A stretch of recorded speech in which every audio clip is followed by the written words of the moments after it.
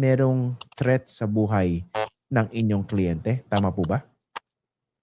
Yes, kahapon nangyari yan. Around 5 p.m. Confirm yan. What exactly happened? Isang bagong detainee pinasok sa Annex 2. Malaking lalaki. Ang info is pamilya ng mga sundalo. And then habang naglalakad si Ramil, supposed to be yung mga detainee dapat lahat nasa selda. Nagulat siya, hinarang siya. And then, of course, nung maharang si Ramil, pumorma siyang lalaban siya kasi nga kahit paano nag-aral daw ng martial arts yung tao. And then nagsisigaw siya ng guard, then tumakbo agad yung tao pabalik sa selda. Of course, Sir, teka lang. Sir, attorney, sorry, medyo nag-break yung binabanggit nyo kanina. Pwedeng pakiulit, no? So, dapat nasa loob na ng selda yung mga inmates, yung mga detainees. Pero anong nangyari? Nagkasalubong ba itong bagong nang inmate naglalakad daw ang si inyong Ramil, kliyente? supposed to be nung naglalakad si Ramil, hinarang siya nitong isang detainee na dapat yung detainee nasa selda. Kasi nasa Delta 5 and 6 na selda sila Ramil, control gate yon. Nagulat siya, hinarang siyang bigla ng isang lalaki. Malaki daw mala-bouncer yung katawan, mataas na parang katawang sundalo. So, pumorma si Ramil na lalaban siya dahil nga hinarang siya. And then nagsisigaw siya ng guard, tapos tumakbo na yung tao. So, first time niya na-encounter yung taong yon, nagkaroon ng investigation sa Annex 2. And then, ang info sa amin kaninang umaga is inilipat na yung tao na yon kasama yung mga kagrupo na bagong dala sa BJMP Annex 2. Okay. Bakit daw siya? Alas 5 ng hapon, kahapon pa yan. Kahapon. Okay. Bakit daw siya hinarang nitong bagong inmate na ito? Hindi niya alam, pero ang alam niya talaga masamang balak sa kanya, kaya pumormang lalaban si Ramil. And then because of that, nag-trigger yung, of course, pinaalam agad sa amin yan. That's why, kagabi, kaninang umaga namin nalaman. That's why we requested for the NBI assistance na magawa ng solusyon agad yung security ni Ramil. Okay. When you say hinarang, ano exactly po yung ginawa? Meron po bang pagbabanta talaga sa buhay niya? Paki-elaborate po yung term na hinarang. Well, hindi pa namin nakakausap si Ramil. No? As I said, nangyari yan kahapon ng past 5 p.m. nasa ibang bansa ako ngayon. Pero yung mga report na nakarating sa amin is nagsabi si Ramil na kinukonsider niya threat sa buhay niya yun dahil bago yung detainee doon at sa investigasyon nga nakalinya sa mga pamilya ng sundalo. So, inalis na ng Annex 2 yung grupo ng detainee na yon. Pero of course, hindi kami nagre-relax doon sa threat na yon. That's why we have asked the NBI to conduct investigation kasama ng PNP. Was this the first time that anything of this sort happened to your client while in detention? Yes, yung physical confrontation ngayon lang.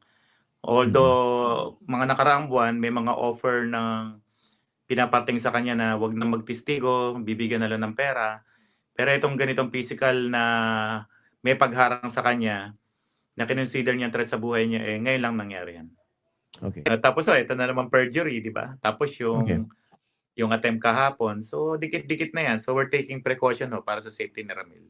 Opo. Ang tanong ko dito sa timing ng perjury, no? Kasi iniisip ko, hindi naman kamakailan lang yung allegation na ito coming from your client, hindi po ba? So, sabi niyo affidavit as early as October, tama po ba yung affidavit? Hindi, November 29 po notarize. Okay, na-notarize November 29. Tapos kailan yun nilabas? Lumabas po yan mga 2 or 3 days after. Then ipinel na sa ombudsman yan. Okay. And then after 3 months, saka lang siya nag-file ng perjury. Ika po, what do you make of that? After 3 months yung perjury? Kasi parang logically, sa ordinaryong Pilipino, pag inisip, hindi ba dapat mabilis yan? Ito walang yang ito, nagsisinungaling ito. Yeah, kung talagang merong false allegations sa'yo na talagang wanton, deliberate assertion of falsehood, ang natural reaction ng isang tao is the very next day na lumabas siya, magpapile ka ng perjury. Di ba? If I say something to you under oath, magpapile ka ng perjury, siguro pinakamatagal 1 week. Pero they waited for 3 months. Tinaon pa doon sa impeachment proceeding. Siguro ang purpose is to discredit yung credibility. In fact, nabasa ko yung press statement ni Bibi Sara.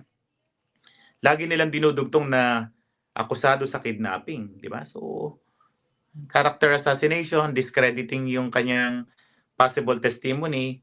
And normally dito sa Pilipinas, Christian, pag inakusahan natin ang isang tao ng commission ng serious crime, ang laging tendency nung inaakusahan, didemanda kita ng perjury. Laging ganun eh, laging counter-charge yan eh. Diba? I sue you for estafa, then you file perjury against me. Parang laging ganun yan eh. So, So- especially pag ang complainant, public official, di ba? Hindi ka dapat pala sibuyas. So, we see it as a parang a way to intimidate, to harass Ramil into coming out dito sa nalalapit na impeachment. Pero hindi naman natatakot sa perjury yan eh. Hinaharap nga namin yung kidnapping case nga niya, hinaharap namin eh, yung pakayang perjury na yan. Okay, so basically, yun ang supposedly next question ko po sa inyo. No? So how is he dealing with this new perjury case filed against him? So basically, ano siya, unfaced siya rito. Unfaced kasi yung huling usapan namin ng February, yan, nagsimula na yung libel natin sa Davao. Tapos, yan, may mga pillars na, yung mga lumalapit sa'yo. Sabi niya, attorney, basta yung pamilya ko safe lang. Okay na sa akin kung ano mangyari sa akin, basta yung pamilya ko bantayan ninyo. Worried siya sa pamilya niya, yung anak niya nag-stop na rin mag-aral dahil nga sa nangyayari. Pero may suporta naman ng pamilya niya, sabi ko, so kung diretso yung laban na to, sabi niya diretso, sabi niya walang problema, tuloy tayo. Pero meron po bang ample protection for his family while all this is happening? Ako mismo, Christian, hindi ko alam kung nasaan yung pamilya. Wala akong direct communication sa pamilya. May layer of communication kami. Hindi ko nakakausap yung mga anak. So that's how we do things right now. Ang alam ko, secured naman. Although meron kami mga ginagawang steps on how to secure them. Pero primarily talaga muna, gusto namin ma-secure as we speak right now, si Caramel para maimbestigahan, makita sa CCTV yung nangyari kahapong March 3 around 5 p.m. Nangyari to sa second floor ng Annex 2 eh. Ano po yan? Tama po ba? BGMP facility? Annex 2. Yes, BGMP Annex 2 sa Bikutan, Taguig. Okay. Yan Nakausap niyo na po ba? Ano po? Opo. Dumulog na po ba kayo sa DILG? Sumulat po kami kaninang umaga sa NBI. And mabilis naman po yung aksyon ng NBI.